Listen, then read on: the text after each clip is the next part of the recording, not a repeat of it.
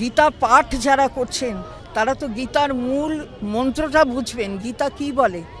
সবাইকে নিয়ে চলার, সবাইকে নিয়ে ভালোবাসার বার্তা পৌঁছে দেওয়া, এটাই বলেন।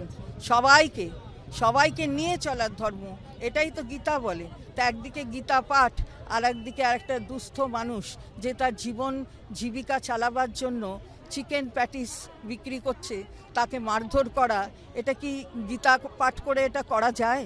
আমরা জিজ্ঞাসা করছি। আচ্ছা, মাছ অথবা এই মুরগির মাংস কি যা হোক আর কি, এগুলো কিন্তু কেন্দ্রীয় সরকার, এর দ্বারা যে এক্সপোর্ট হয় তার টাকা কিন্তু এক্সপোর্টের টাকাটা যায়। তাহলে কি হয়? তাহলে এই যে এক্সপোর্ট হচ্ছে তার টাকা দিয়ে দিব্যি খাওয়া যায়, আর এখানে একটা চিকেন প্যাটিস বিক্রি করছে দুস্থ মানুষ, তাকে মারধর করা যায়। এই দুটো হয়?